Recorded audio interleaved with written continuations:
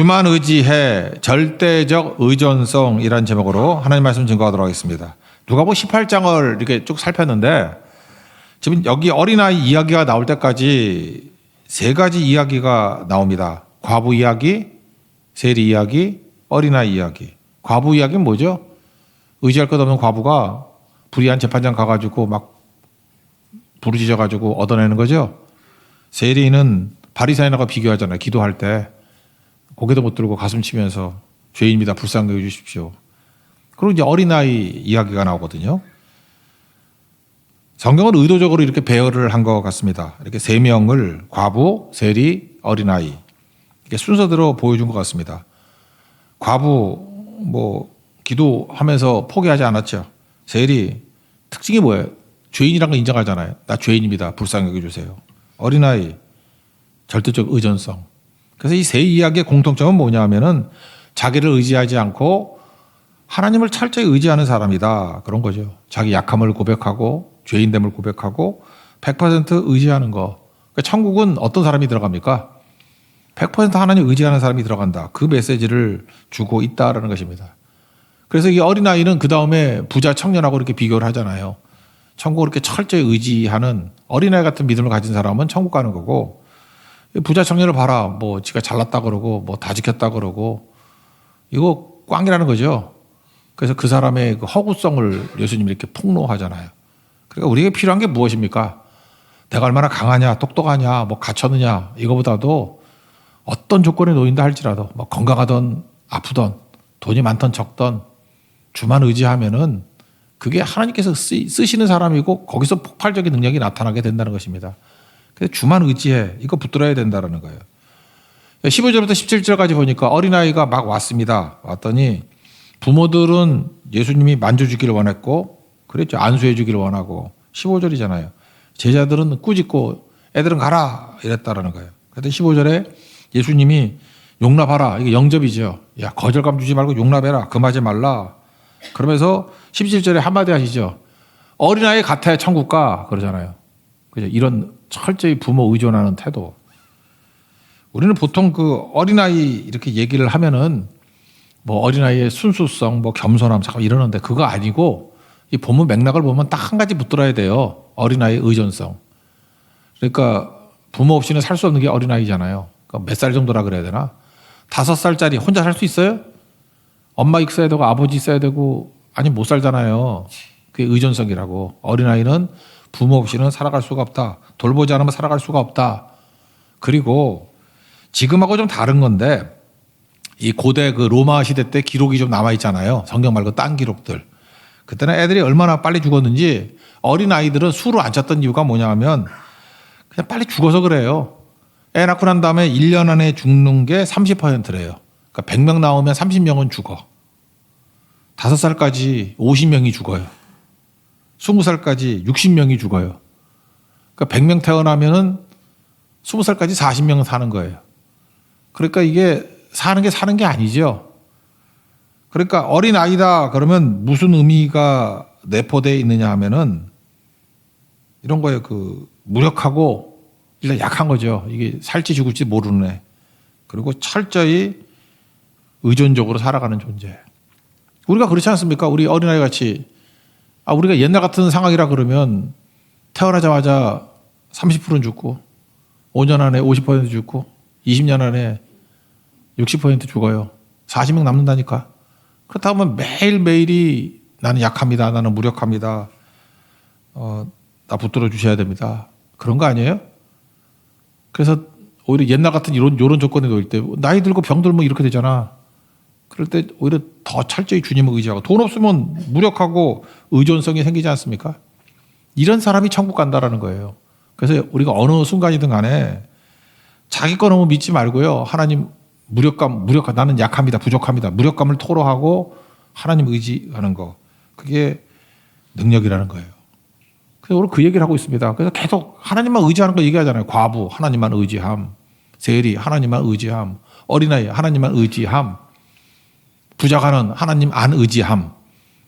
그러니까 꽝이지. 다시 19장 가니까 삭개요. 하나님만 의지함. 계속 그 얘기 아니에요? 겉으로 볼 때 죄인같이 보이고 겉으로 볼 때 허접해 보이는 거 하나님만 의지하면 뭐 다 살았고 겉으로 볼 때 뽀대나고 멋있고 하나님 안 의지하면 꽝꽝꽝. 그죠? 재판관 잘 나가잖아 꽝. 바리새인 잘 나가잖아 꽝. 부자 청년 잘 나가잖아 꽝. 부자 청년이라 그러는데 이게 공간복음에 다 나와요. 마태복음, 마가복음, 누가복음이 제일 간단히 나와요. 관원이라 그랬는데 딴 데 보면 부자 청년 관원이에요. 일단 부자라는 건 돈 많다는 거니까 이해가 되시죠? 젊어서 부자가 되는 거 쉽지 않은데 관원이라는 거는 뭐냐면 국회의원이라는 뜻이에요. 당시에 국회가 산해드린 공의회거든요. 산해드린 공의회. 71명이에요. 우리나라 국회의원은 300명인데 300명도 뭐 꽤 희소성이 있죠. 71명이라고. 근데 말이 안 돼. 71명이면 되게 나이 든 사람이 되는 경우가 많은데 71명이 들어가는 사내들이네. 그래서 청년 이게 들어갔다니까요. 이거 뭐 똑똑해서 들어갔나 집안이 좋아 들어갔나 잘 모르겠어. 근데 실력도 있어야 되거든 이거. 근데 들어갔어요. 나 궁금해. 이름이 궁금해. 근데 성경은 이름을 쓰질 않네. 이거 당시로서는 이거 너무너무 잘 나가는 사람이에요. 거기다가 청년이라고요. 여러분 부자고 권력 있고 이러면은 늙어야 되잖아. 여러분 그러죠. 아, 저 돈도 많고 저거 권력도 있고 그런데 또 한번 늙었어.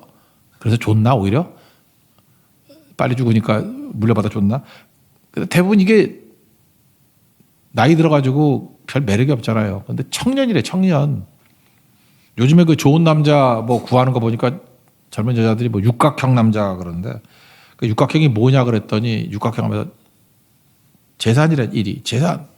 그 재산이 얼마나 있으면 좋겠냐 그랬더니 최소 2억 뭐 그리고 뭐 경기도까지 아파트 한 채. 아니 총각이 무슨 아파트를 얻어. 그 평생 벌어도 못 얻는 사람 많은데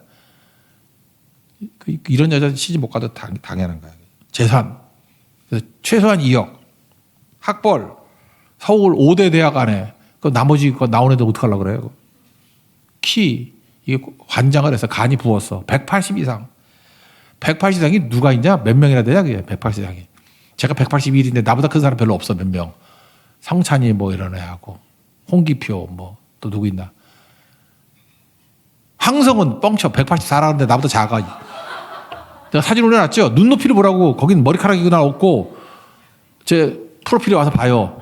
184래. 내가 181이거든. 그런 거짓말이었어. 그런 거짓말이. 아, 그 사진 내가 증명용으로 올린 거예요. 다시 확인해 보시고 회개하라. 천국이 가까웠다. 이렇게 얘기하라고. 그 180 이상 그 드물어. 근데 180이야. 직업 대기업 이상. 뭐 대기업이 몇 명이나 가. 나 집안을 본다 그래서 뭘 보나 그랬더니 부모님이 노후 준비가 돼서 도울 필요가 없는 분이래. 와. 그리고 거기다 플러스 도움을 주시면 금상첨화. 그러니까 부모를 짐으로 여기는 거지. 어떤 남자가 좋으냐. 부모님이 잘 벌어가지고 자기 돈을 알아서 처리하는 사람. 괜히 짐 되지 않는 거. 이런 걸 집안으로 보더라고. 그다음에 두 사람이 있는데 이게 두 개가 틀리더라고요. 여섯 번째가 성격인데 성격은 대화가 되는 거. 성격인 줄 알았더니 또 한 사람은 나 이게 뭐라고 해석이 되죠? 피부래 피부. 남자를 피부를 봐요? 호피 무늬를 뭐 옷 만들어 보려고? 남자 피부를 왜 봐? 그래서 뭐 피부를 본대. 뭐 뽀얗고 뭐 관리된 피부? 나 이게 뭔지 모르겠어. 이게 육각형이래요. 이런 거 다 달아가지고 웬만큼 되는 남자. 제가 보니까 이 부자 청년은 육각형에 대부분 들어가는 것 같아. 그죠? 근데 우리 예수 믿는 사람은 신앙까지 있다 그러죠. 여기 지금 들어가잖아.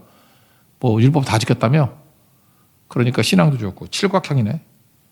이런 사람을 보면은 진리죠. 아니 매력이 없어. 이게 완벽하면 뭐 매력이 있나? 약간 허접한 면도 있어야 매력이 있지. 안 그런가? 다 갖춘 건 매력 없어요. 이거 다 갖추면은 하나님이 불러가 엘리야 같이 표형들이 바람처럼 땅에 있을 가치가 없다. 세상이 감당치 못하느니라. 그러고 데려가요. 이런 사람이 어디 있어? 허접해요 이 친구. 겉으로 볼 땐 다 갖춘 것 같이 보이는데 마음속에 영적 불안감이 있었는가 봐. 예수님께 와가지고 인정받고 싶고 자기가 확인받고 싶은 거예요. 그래서 18절을 보니까 선한 선생님 내가 무엇을 해야 영생 얻겠습니까? 이렇게 물었어요. 뭘 해야 영생을 얻는다. 이 친구는 행위죠, 행위. 자기가 무슨 행동을 해야 구원받는다. 그러니까 행위 충족 뭐 이런 거에 꽂혀 있습니다. 그러니까 자기 노력이 어떤 역할을 한다라고 믿는 거예요. 벌써 출발부터 틀렸죠. 그리고 선한 선생님 이렇게 예수님께 불러요. 예수님 이거 시비 걸죠. 네가 뭔데 함부로 선하다, 선하지 않다 말할 수 있느냐. 하나님 외에는 선한 분이 없다. 19절에 그러잖아요. 하나님 외에 선한 이가 없다. 이건 왜 그러냐면은 이런 거예요. 여러분 그 맥락을 보면 아는데 예수님에 대해서 칭찬을 하거나 인정을 하는 거에 대해서는 좋아요. 그런데 자기가 다루기를 원하는 걸 가지고 예수님을 높여주는 거야. 선한 선생님. 얘기는 뭐냐면 예수님을 칭송한다는 것도 있지만 예수님은 극도로 선한 선생님이고 선한 거 갖고 얘기 좀 해봅시다. 나도 꽤 선한 사람이야. 이런 접근이라고요. 그래서 선함을 주제로 올리는 거예요. 뭐 예를 든다면 이런 거예요. 그러니까 어떤 찌질한 놈이 그 머릿속에 저한테 와가지고 뭐 얘기를 하니까 선생님께서는 키가 185cm이므로 분명히 좋은 분임에 틀림없어요. 이렇게 얘기를 해요. 말이 돼? 키하고 좋은 분하고 뭔 관계가 있어? 근데 그렇게 말하는 정신 나간 놈이 있다고 생각해 봐요. 그러면 그 사람이 키를 들고 나온 이유는 뭘까요? 그래도 저는 키가 180은 됩니다. 그러면 나도 꽤 좋은 사람이에요. 말도 안 되는 논리 갖고 나오는 거죠. 그러니까 우리가 어떤 사람에 대해서 기준을 삼는 것들이 상대를 높여주는 것도 있지만 그 기준 가지고 나도 버틸만해 이런 마음이라고요. 그래서 예수님이 이걸 읽으시고 선한 선생님이여 그럴 때 뭐가 선해? 네가 뭔지 선한지 아닌지 네가 뭘 알아? 네가 뭘 안다고 그런 기준을 들고 나와? 하나님의 선한 분이 없어. 못된 놈. 뭐 그런 거죠. 기준이 너냐?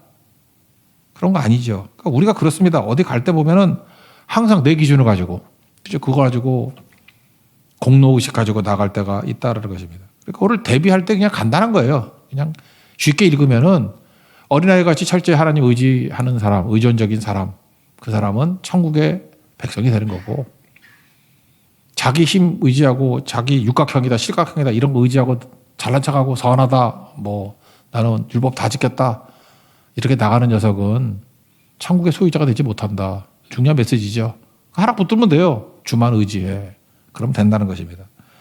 좀 더 깊이 들어가면 우리 자신에게 한번 물어봐야 돼요. 우린 주만 의지하죠. 그런데 주만 의지하는 것에 방해가 되는 게 뭐냐. 이 부자 청년을 통해서 깨달을 수 있다는 것입니다. 그럼 뭐냐. 우리 신앙생활, 우리가 이 땅을 살아갈 때 도움이 된다고 생각하는 게 뭐냐면 넘치는 거예요.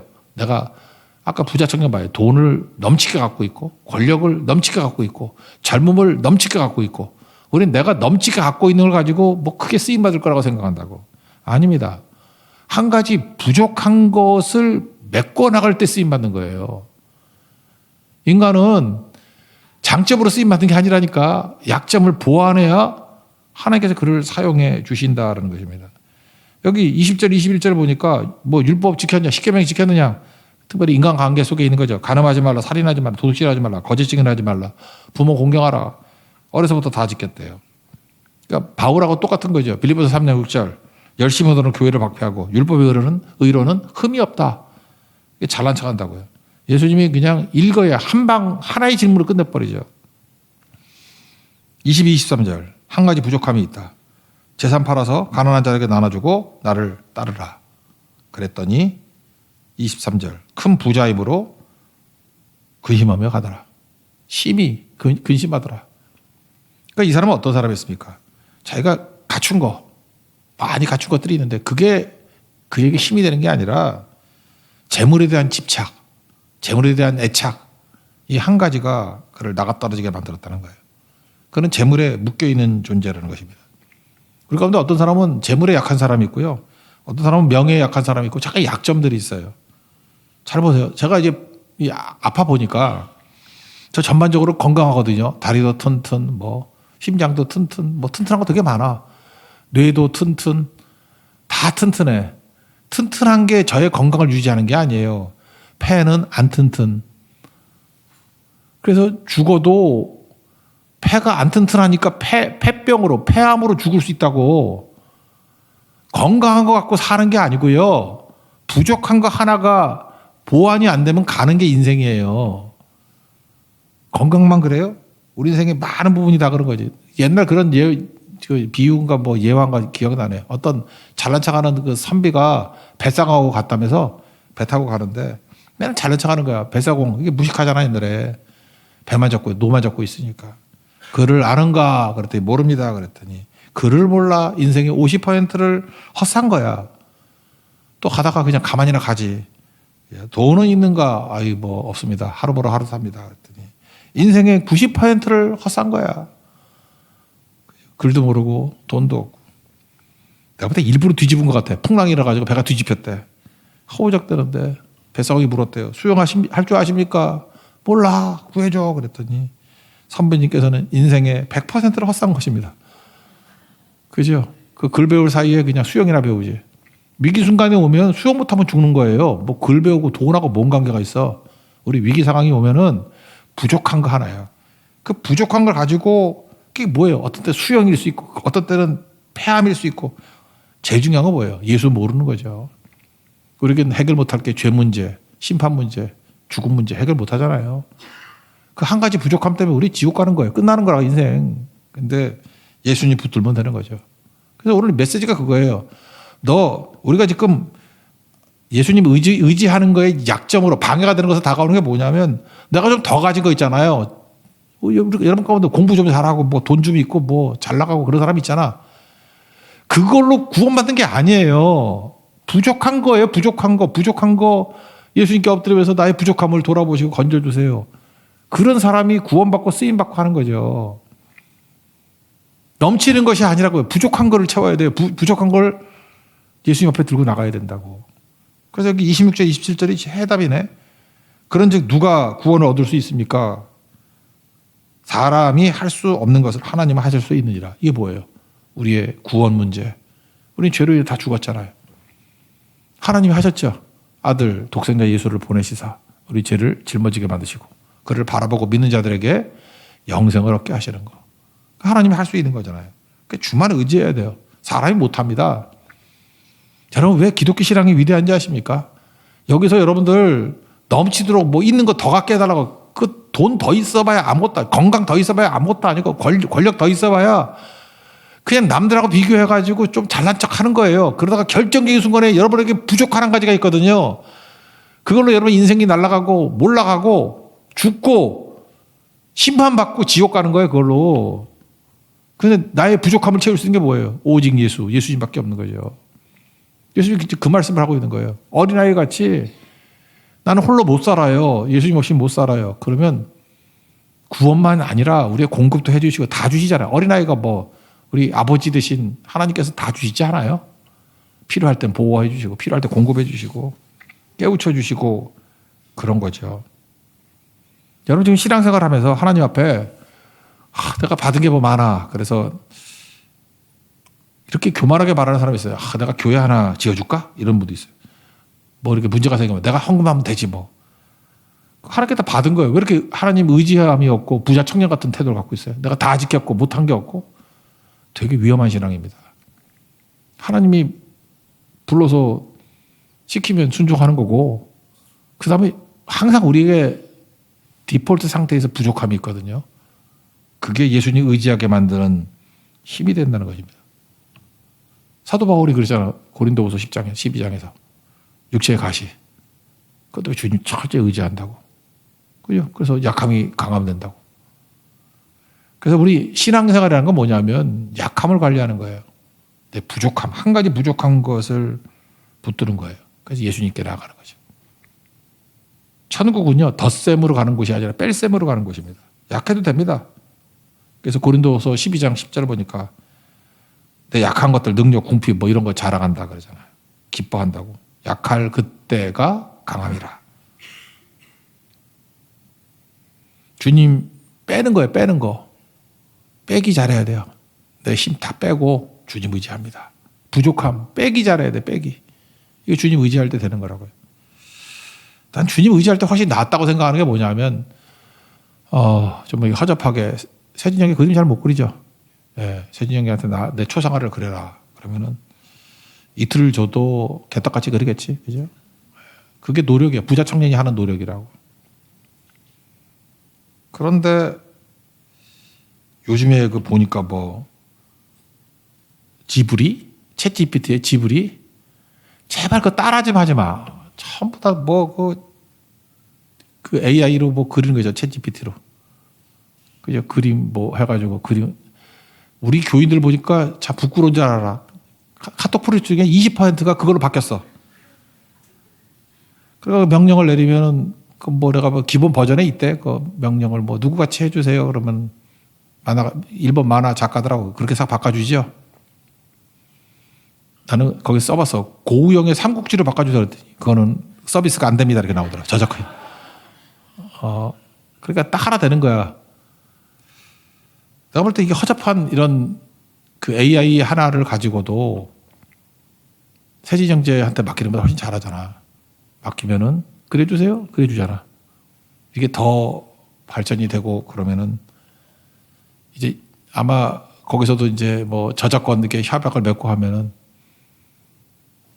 빈센트 반 고흐 풍으로 내 얼굴 그려주세요. 그러면 귀 하나 잘려 있고 뭐 해바라기 있고 이런 거 그려줄지도 몰라 내 얼굴이. 그죠? 그건 저작권 때문에 안 되는가 봐. 그런 거는. 했더니 안 돼. 반 고흐는 안 됩니다. 이렇게 나와요. 해보세요 여러분도. 그래서 반 고흐가 안 되면 4분의 1 고흐는 됩니까? 그것도 안 된대. 내가 장난쳐봤더니. 안 돼, 안 돼. 그러니까 하나님께 맡긴다는 게 그런 거예요. 내가 뭐 더 넘치는 거 해봐야 우리는 초등학교 한 5학년 수준의 그림이거든. 근데 하나님께 꼭 지브리하고 똑같은 거잖아요. 맡기면은 그 수준에서는 그려주잖아. 하나님께 맡기면은 하나님은 전능하신 하나님이니까 완벽한 그림으로 그려주시겠죠. 그래서 우리의 부족, 한 가지 부족한 거는 하나님이 그리는 그림으로 채우는 거예요. 그래서 저는 요즘에 걱정이 사라졌어요. AI 보면서 믿음이 더 생겼어. 믿음이 더 생겨가지고. 야, 요즘에 뭐 미술 한다고 어깨 힘주고 다니는 애들 난 별로 신경도 안 써. 우리 작년에 2024년에 그 세컨 찬스 그 회색 티셔츠 있었죠? 가운데 세컨 찬스. 그 챗 GPT가 그린 거예요. 누가 그랬냐 그러는데 말 안 해. 이번에 금년에 저스트잇 기다리세요. 챗 GPT가 그리고 있어요 지금. 지금 마음에 안 들어서 고르질 않고 있어. 내일 또 할 거야. 또 골라가지고 거기서 나오면 되는 거라고. 근데 아직까지 이게 가지수는 많지가 않은 것 같아. 근데 그거 돈 한 3, 4만 원 주고 사면요. 더 좋은 그림 전용 AI 있어요. 그 한 달만 하면 되잖아. 그래서 딱 뽑아가지고 쓰면 3만 원이면 엄청난 그런 작품이 또 나온다고. 근데 하나님은 돈 없이 맡기면 내 부족함을 하나님이 그리는 그림으로 채워주신대요.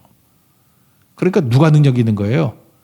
잘난 척하면서 나 그림 잘 그래봐야 만화 수준도 안 되는 녀석이 초등학교 5학년짜리가 하나님께 맡기는 하나님이 부족함을 채워주시는 그림으로 채우는 사람은 어찌 당해요? 그러니까 천국은 누구 거예요? 어린아이 같은 자. 철저히 주님 의존하는 사람이 된다는 것입니다. 그러면 여러분들 이런 거에서 믿음을 좀 가지라고. 아, 이런 허접한 이런 일까지도 이런 AI가 하는 거와 마찬가지로 우리가 믿는 하나님은 전능하신 하나님 아니에요. 우리의 일을 맡기면 우리가 다 파악도 못하고 이해도 못하는 모든 것들을 다 돌보시고 거의 퍼펙트하게 우리 일을 이끌어 주시겠죠. 실제로 우리 그게 고백이고 간증이잖아요. 나는 요즘에 AI 시대가 되니까 하나님에 대한 믿음이 더 생기더라고. 뭐 고민하지 말자. 뭘 고민하냐. 맡기면 부족하면 주님이 그려주신 그림을 채우면 돼. 이것도 부족해. 그래서 예배가 그리워져요. 예배가. 그래서 제가 열심히 하라고 사실 내가 금식해 본다고 오늘 2끼 굶었거든. 힘이 하나도 없어. 그래서 내가 금식을 어떻게 하나. 이번엔 제가 9개 하려고 그러거든요. 하려고 그러는데 어떡하지? 지난번에 내가 너무 억울해. 8개 하다가 나도 모르게 밥이 들어갔어. 그래서 그냥 먹던 김에 다 먹어서 두 공기 먹고 또 배 아파서 쓰러지고 하여튼 별 바보짓 다 했는데 이번에는 해야죠. 근데 그것도 그래요. 주님께 맡기는 거예요. 뭐예요? 금식이 왜 능력이 있죠? 먹어야 힘을 내잖아. 근데 안 먹으면 힘이 빠지는 거잖아요. 힘이 빠지는 거예요. 빠지고 아마 그 금식할 때 저 설교 되게 못할 거야. 머리가 안 돌아. 우리 뇌는요 무게가 1.4kg밖에 안 되는데 우리가 가지고 있는 에너지의 23% 쓴대. 일상생활에서 머리를 쓰면 한 40%까지 쓴대요. 그래서 공부 많이 하면 배고픈 거야. 에너지를 이 1.4kg밖에 안 되는 게 그렇게 많이 쓴다고 에너지를. 근데 안 먹어요. 그러니까 머리가 안 돌지. 그런데도 불구하고 우리가 금식한다는 얘기는 뭐예요? 머리는 안 돌지만 하나님께서 보여주시는 것으로 믿고 나가기를 원합니다. 그거잖아요. 힘이 없어요. 근데 되면 이게 누가 된 거예요? 내 머리로 된 게 아니고 내 힘으로 된 게 아니고 하나님이 이루신 거죠. 그게 금식의 목적이에요. 금식은 마이너스가 되는데 1이 플러스가 돼. 폭발적인 일이 나타나. 그럼 분명히 힘의 원천이 내게는 없었어. 그럼 하나님이지.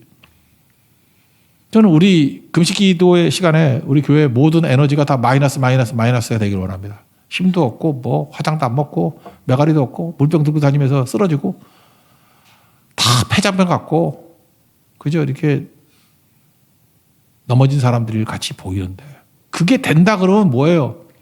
하나님이 일하시는 거 아니에요. 주가 일하시네. 그게 오늘 보면 메시지예요. 우리는 어린아이 되는 거예요. 스스로 어린아이 되는 거예요.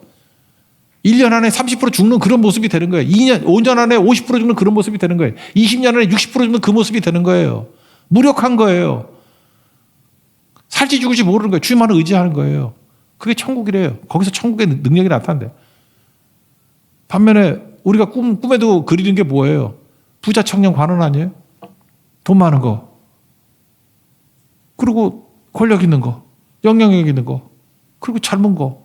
얼마나 젊은 걸 좋아하는지 맨날 화장하고 뭐 전개하려고 막 그러잖아. 막 피부과 다지고 성형외과 다지고. 근데 우리는 그런 걸 다 포기해. 금식해 보세요. 여러분 얼굴 지금도 보기 힘들지만 더 힘들 거예요. 그래서 눈 감고 기도가 나와. 근데 거기서 뭐가 된다 그러면 뭐예요? 주님 의지하는 거라고. 주님이 되는 거지. 이거 꼭 붙드십시오.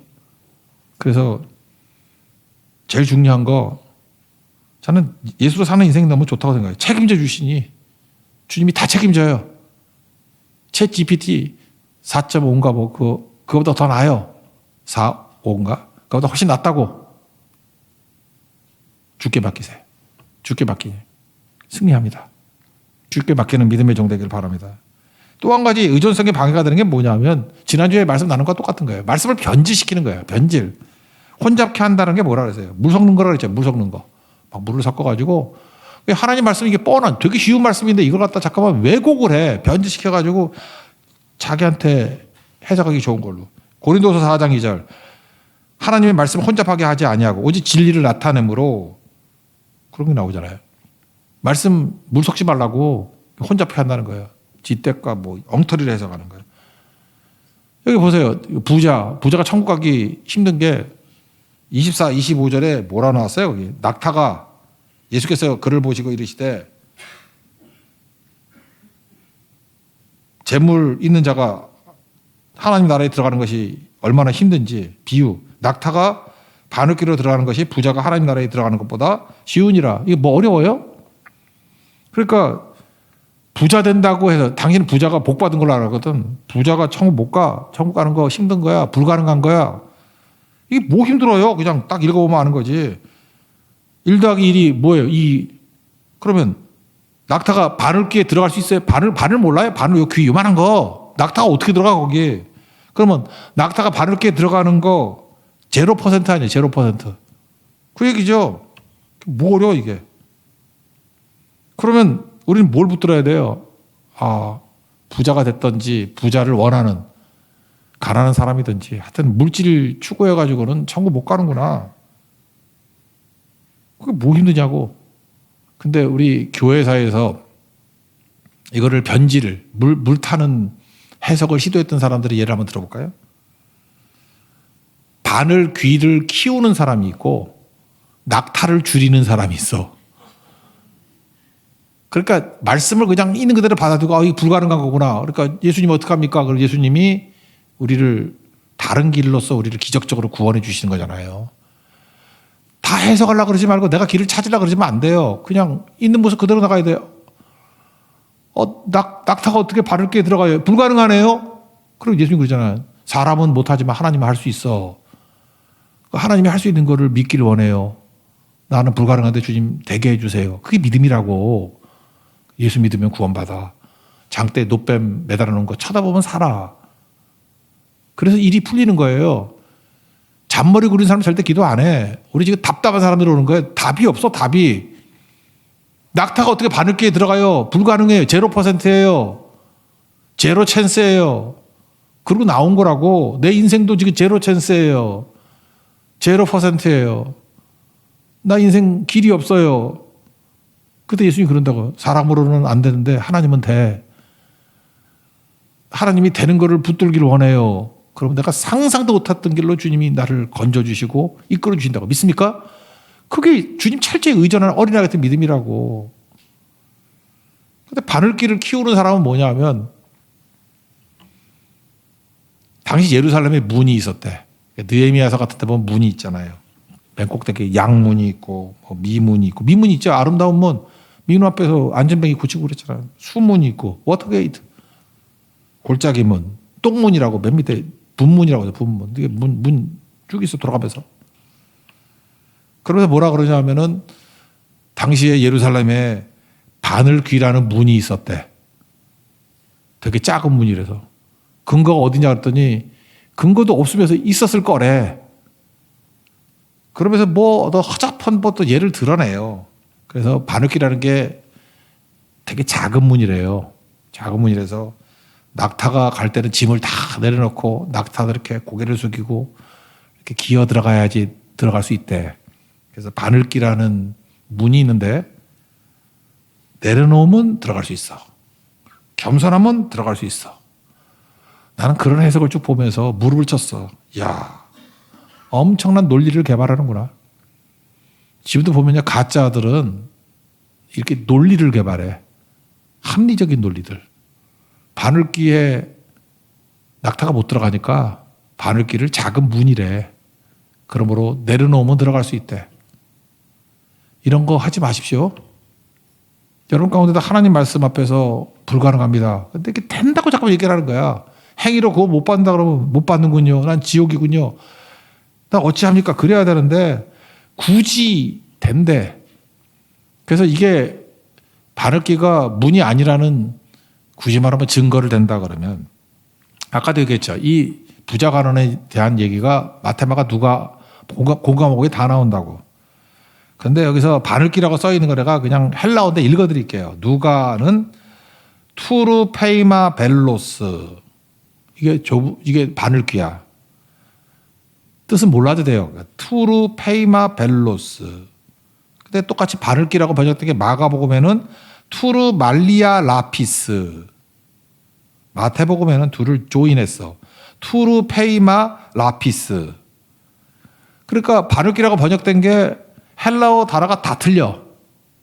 다 틀리게 돼 있어요. 만약에 이게 문 이름이라 그러면 문 이름이 이렇게 세 가지로 다 틀릴 수 있나? 아니, 똑같은 문이라 그러면 뭐 우리 동의어 되는 게 뭐가 있나? 아, 그거 찾으라고 그러면 잘 못 찾겠다고. 어떻게 토끼문이야, 토끼문. 토끼 뭐 사투리 없나? 토끼를 뭐 전라도에서 뭐라 그러나? 토끼라 그러나? 뭐 그런 거 있잖아요. 똑같은 토끼인데, 뭐 여기 토끼문, 여기 산토끼문, 여기 집토끼문. 만약에 똑같은 바늘귀라 그러면 이름이 동의어로 나와야 될 거 아니에요. 근데 바늘귀라는 뜻을 갖고 있는 다른 단어를 쓰고 있다고. 그렇다기는 바늘귀지 뭐. 뜻을 전달한 거지 그게 문을 전달한 게 아니잖아. 전혀 납득이 안 되는 것 같은데. 하나 더. 당시에 이 말이 관용어였대요. 관용어. 이스라엘에는 그 바벨론 포로로 끌려갔을 때 그 랍비들이 모아놓은 글들이 있죠. 그걸 뭐라 그래요? 탈무드라 그러잖아. 그걸 갖다가 이제 바벨론 탈무드 그래요. 페르시아 탈무드라 그러는데 탈무드에 무슨 말이 있냐면 코끼리가 바늘귀에 들어가는 것이 더 쉽다 이런 관용구가 있어요. 그러니까 페르시아는 좀 더운 데니까 코끼리가 많았겠지. 아라비안 나이트 보면 거기 뭐 코끼리 나오잖아. 근데 팔레스타인에는 코끼리가 없었던 것 같아. 그럼 코끼리만큼 큰 짐승이 낙타야, 낙타. 맨날 보이는 게.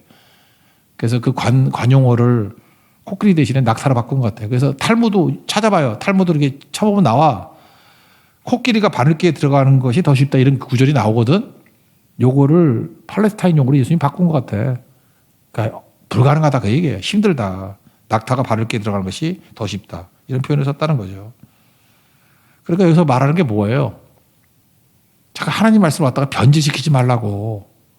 그냥 내가 순종하기 불가능한 거다 그러면 불가능합니다. 그게 정직한 거예요. 나는 죄인입니다. 불가능합니다. 잠깐 말씀을 바꿔가지고 합리화시키려고 그러지 말고 바뀌는 건 내가 바뀌어야 되는 거예요. 내 모습 들고 나가니까 말씀하고 충돌이 일어나.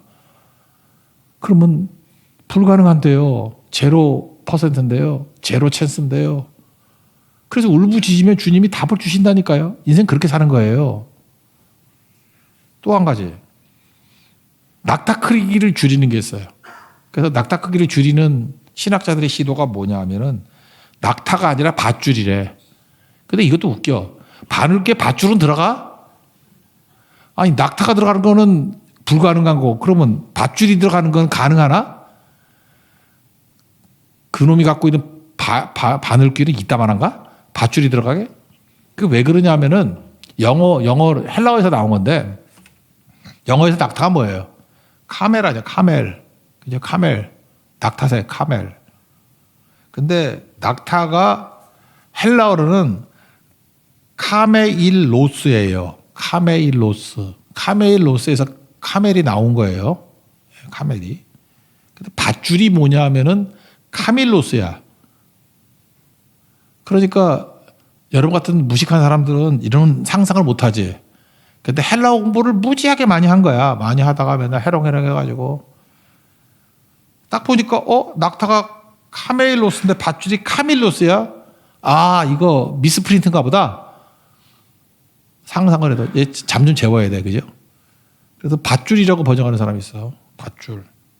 이게 말이 안 되는 거죠. 그러니까 계속해서 이게 낙타 문이라고 해서 문을 크게 늘리는 거 아니면 낙타 크기를 줄이는 거 밧줄이라 그러고 다 뭐예요? 하나님 말씀을 있는 그대로 안 받아들이고 잠깐만 물 타는 거 이런 거 하면 안 된다는 거죠. 우리 인생도 마찬가지예요. 성경을 읽을 때 이렇게까지는 안 하지만 똑같이 될 수가 있어요. 힘이 되는 말씀 맨날 줄 긋고 내 마음에 안 들고 내 입맛에 안 맞는 말씀은 다 스킵해버리고 그러면 여러분 이런 똑같은 오류 부자 청년 같은 욕골 됩니다. 그러니까 하나님 말씀은 다 들어야 돼요. 다 듣고. 그래서 명령 중심으로 보라고 그러잖아요. 그래야 능력이 있는 거라고. 누군지 모를 것 같으니까 내가 얘기할게요. 저한테 이제 우리 교인 가운데 한 분이 메일이 왔어요. 메일이 왔는데 알까? 목사님, 제가 어제 목요 기도회를 처음 갔다가 환우들과 교육자들 위해서 눈물 펑펑 흘려가면서 엄청 기도했습니다. 좋았다라는 거예요. 그런데 오늘 새벽 예배까지 우울한 마음에 시달리고 있습니다. 맨날 아픈 사람 놓고 기도하다 보니까 내 마음도 우울해지고 이거 맞는 건가요? 목사님, 나 우울하기 싫어요. 그러니까 이제 목요 환우 기도회 안 나간다는 거야. 우울하기 싫어요. 그 맨날 아픈 사람들 놓고 기도하고 그 힘든 사람들 그 기도하다 보니까 당신은 은혜가 된 것 같이 보이는데 집에 와서도 계속 자기가 우울해지더래.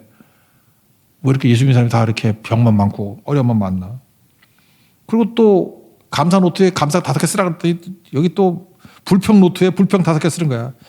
저도 요즘 경제적으로 힘든데 감당하기 무겁습니다. 뭐 좋은 방법이 있을까 해서 엽줬습니다.